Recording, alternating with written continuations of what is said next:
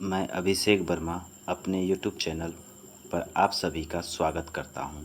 आज हम class 10th chemistry के चैप्टर 2 जो कि है अम्ल, क्षारक एवं लवण का अति महत्वपूर्ण ऑब्जेक्टिव प्रश्नों को देखेंगे। तो चलिए वीडियो शुरू करते हैं। पहला प्रश्न है बेकिंग पाउडर है, तो बेकिंग पाउडर क्या है? मिश्रण है। अगला प्रश्न है निम्नलिखित में कौन क्षारक है? तो ZnO क्या है? क्षारक है, जिसे हम जिंक ऑक्साइड कहते हैं। अगला प्रश्न है उदासीन विलयन का पीएच मान होता है, तो उदासीन विलयन का पीएच मान 7 होता है।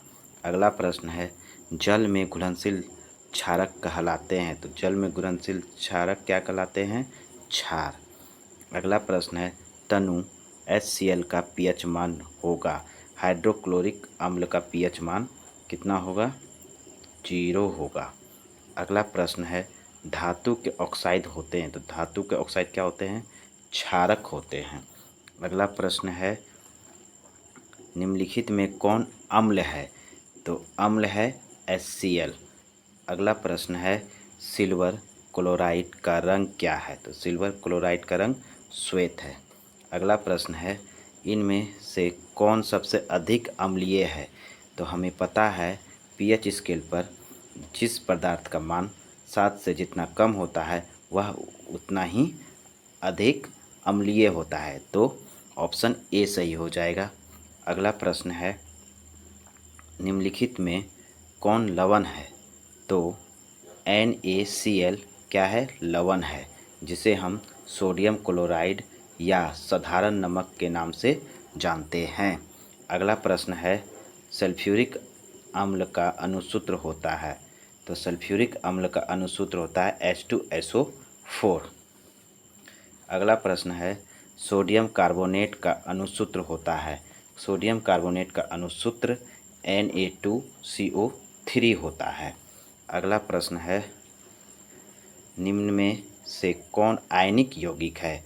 तो आयनिक यौगिक है CaCl2, जिसे हम कैल्शियम क्लोराइड भी कहते हैं। अगला प्रश्न है NaOH है, तो NaOH क्या है? क्षार है। क्या है? क्षार है, जिसे हम सोडियम हाइड्रॉक्साइड भी कहते हैं। अगला प्रश्न है फेरस सल्फेट क्रिस्टल का रंग होता है, तो कैसा होता है? हरा होता है। अगला प्रश्न है जल का पीएच होता है कितना? 7। अगला प्रश्न है निम्नांकित में कौन एक अम्ल है? तो HCl एक क्या है? अम्ल है। अगला प्रश्न है 1 बिलियन नीले लिटमस को लाल करता है, तो बिलियन का पीएच निम्नांकित में क्या होगा? तो बिलियन का पीएच मान क्या होगा? क्योंकि यह नीले लिटमस को लाल कर रहा है तो यह 7 से कम होगा। ठीक है, तो ऑप्शन हमारा डी हो जाएगा। अगला प्रश्न है एक्वा रजिया मिश्रण में HCl एवं HNO3 का अनुपात होता है, तो कितना होता है? 1:3। अगला प्रश्न है निम्नलिखित में से पीएच का कौन सा मान क्षारक विलयन का मान देता है? तो क्षारक विलयन कौन सा होगा जिसका मान पीएच स्केल पर 7 से अधिक होगा? तो वह हो जाएगा ऑप्शन के हिसाब से 13। अगला क्वेश्चन है कोई विलयन लाल लिटमस को नीला कर देता है, इसका पीएच संभवतः क्या होगा? तो ये लाल लिटमस को नीला करेगा तो वह पदार्थ होगा क्षारक, वह विलयन क्या होगा? क्षारक। तो ऑप्शन डी मेरा सही हो जाएगा। अगला प्रश्न है सल्फ्यूरिक अम्ल का अणुसूत्र होता है, तो सल्फ्यूरिक अम्ल का अणुसूत्र क्या होता है? H2SO4, तो ऑप्शन बी सही हो जाएगा। अगला प्रश्न है नीला थोथा, जिसे हम तुतिया के नाम से भी जानते हैं, उसका रासायनिक सूत्र क्या है? तो उसका रासायनिक सूत्र क्या है? CuSO4 × 5H2O, तो ऑप्शन बी सही हो जाएगा। ऑप्शन बी सही हो जाएगा, CuSO4 × 5H2O, नीला थोथा, जिसे हम तुतिया के नाम से जानते हैं। अगला प्रश्न है बेकिंग पाउडर का अणुसूत्र क्या है? तो बेकिंग पाउडर का अणुसूत्र होता है NaHCO3। तो ऑप्शन में ये सी नंबर पर है NaHCO3, जिसे हम सोडियम बाइकार्बोनेट के नाम से भी जानते हैं। अगला प्रश्न है, ग्लूकोज का रासायनिक सूत्र होता है। तो ग्लूकोज का रासायनिक सूत्र C6H12O6 होता है। अगला प्रश्न है, खड़िया का रासायनिक सूत्र क्या है? तो खड़िया का रासायनिक सूत्र CaCO3 है। तो ऑप्शन सी सही हो जाएगा। अगला प्रश्न है, विरंजक चूर्ण का रासायनिक सूत्र है। तो विरंजक चूर्ण का रासायनिक सूत्र क्या होता है? CaOCl2, जिसे हम कैल्शियम ऑक्सीक्लोराइड भी कहते हैं। तो ऑप्शन सी सही हो जाएगा। अगला प्रश्न है, निम्न में कौन अम्ल नहीं है? तो कौन सा अम्ल नहीं है? KOH, जिसे हम पोटेशियम हाइड्रॉक्साइड भी कहते हैं। अगला प्रश्न है, निम्नांकित में यौगिक में कौन अम्ल है? तो अम्ल कौन है? H2SO4। अगला प्रश्न है, सक्रिय धातु अम्ल से विस्थापित करती है। तो सक्रिय धातु अम्ल से क्या विस्थापित करती है? H2 hydrogen. अगला प्रश्न है, कोई विलयन लाल लिटमस को नीला कर देता है, उसका पीएच मान होगा। तो अगर लाल लिटमस को नीला कर रहा है तो उसका पीएच मान 7 से अधिक होगा। तो ऑप्शन डी अपना सही हो जाएगा। अगला प्रश्न है, जल का पीएच मान। तो जल का पीएच मान कितना होता है? 7। शुद्ध जल का पीएच मान 7 होता है। अगला प्रश्न है, कोई विलयन अंडे के पिसे हुए कवच से अभिक्रिया कर एक गैस उत्पन्न करता है जो चूना जल को दूधिया कर देता है। इस विलयन में निम्नांकित में कौन सा पदार्थ उपस्थित है? तो इसमें कौन सा पदार्थ होगा? HCl होगा। ऑप्शन बी सही हो जाएगा। अगला प्रश्न, विरंजन के लिए प्रयुक्त होता है। तो विरंजन के लिए क्या प्रयुक्त होता है? Bleaching powder. अगला प्रश्न है, जल को जीवाणु रहित बनाने के लिए उपयोगी पदार्थ है। तो वह पदार्थ कौन सा है? ब्लीचिंग पाउडर, जिसे विरंजक चूर्ण भी बोल सकते हैं। अगला प्रश्न है, बहते हुए रक्त को रोकने में उपयोगी यौगिक है। तो बहते हुए रक्त को रोकने में फिटकरी उपयोगी होता है, जिसे हम पोटास एलम भी कहते हैं। अगला प्रश्न है, एसिटिक अम्ल में अम्लीय हाइड्रोजन परमाणुओं की संख्या है कितनी है? 1 है।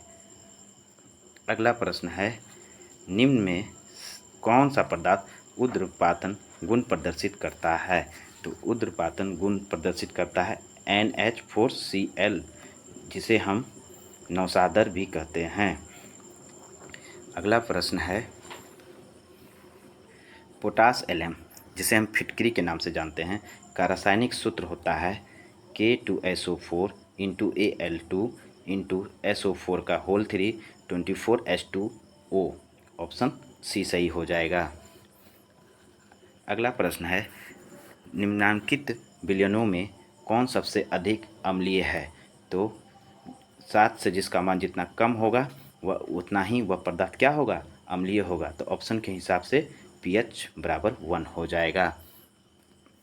अगला प्रश्न है, बहुक्षारक अम्ल के आंशिक उदासीनीकरण से प्राप्त होता है। तो क्या प्राप्त होता है? अम्ल और लवण। अगला प्रश्न है, निम्नांकित में कौन क्षारकीय ऑक्साइड है? तो क्षारकीय ऑक्साइड है Na2O। ऑप्शन डी सही हो जाएगा। अगला प्रश्न है, निम्नांकित में कौन अम्लीय ऑक्साइड है? तो अम्लीय ऑक्साइड आपका हो जाएगा SO2, जिसे हम सल्फर डाइऑक्साइड के नाम से जानते हैं। अगला प्रश्न है, हमारा शरीर pH मान के किस परिसर में सही तरीके से कार्य करता है? तो शरीर का pH मान कितना होना चाहिए? 7.0 से लेकर 7.8 के बीच। अगला प्रश्न है, अम्ल वर्षा कहलवाने के लिए आवश्यक है कि वर्षा के जल का pH मान कितना होना चाहिए? 5.6 से कम होना चाहिए। तो ऑप्शन बी सही हो जाएगा। अगला प्रश्न है, मिल्क ऑफ मैग्नीशिया के जलीय विलयन का निम्नांकित में किस रूप में उपयोग होता है? तो किस रूप में उपयोग होता है? एंटीसिड के रूप में।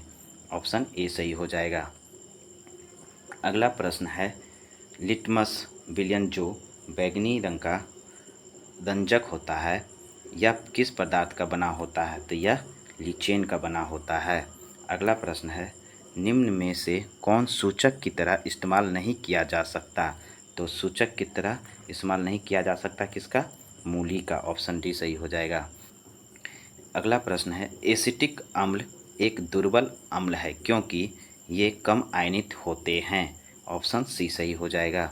अगला प्रश्न है, निम्नलिखित में से कौन सा बूझा हुआ चूना है? तो बूझा हुआ चूना कौन है? CaO2 का होल 2। ऑप्शन बी सही हो जाएगा। अगला प्रश्न है, ऑक्जेलिक अम्ल का प्राकृतिक स्रोत निम्नलिखित में कौन है? तो कौन है ऑक्जेलिक अम्ल का प्राकृतिक स्रोत? टमाटर। अगला प्रश्न है, प्लास्टर ऑफ पेरिस का रासायनिक सूत्र। तो प्लास्टर ऑफ पेरिस का रासायनिक सूत्र होता है CaSO4 × ½ H2O। ऑप्शन बी सही हो जाएगा।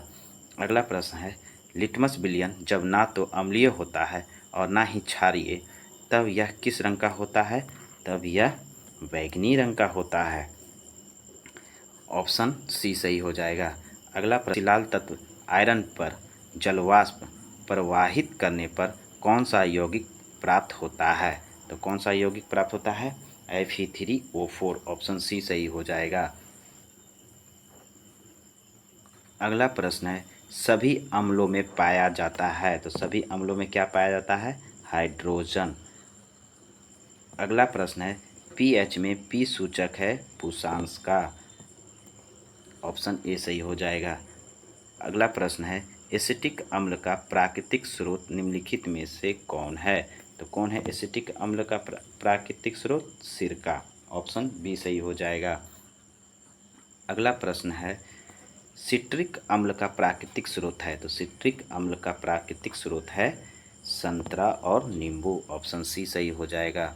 अगला प्रश्न है, टार्ट्रिक अम्ल इनमें से किसमें पाया जाता है? तो किसमें पाया जाता है? इमली में। किसमें पाया जाएगा? इमली में। ऑप्शन बी सही हो जाएगा।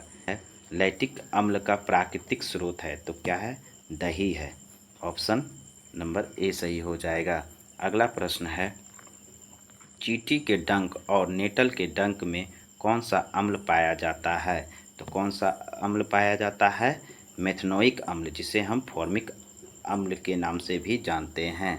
अगला प्रश्न है, दांतों का क्षय कब प्रारंभ होता है?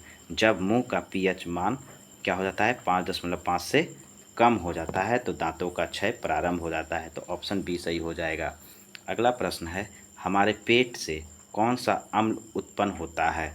तो हमारे पेट से हाइड्रोक्लोरिक अम्ल उत्पन्न होता है जिसे हम HCl कहते हैं। जल की अस्थायी कठोरता को हटाने के लिए किसका उपयोग किया जाता है? तो जल की अस्थायी कठोरता को हटाने के लिए धोने का सोडा का प्रयोग किया जाता है। तो ऑप्शन बी सही हो जाएगा। अगला प्रश्न है, सोडा अम्ल अग्निशामक में किसका उपयोग किया जाता है? तो किसका उपयोग किया जाता है? सोडियम हाइड्रोजन कार्बोनेट का। ऑप्शन सी सही हो जाएगा।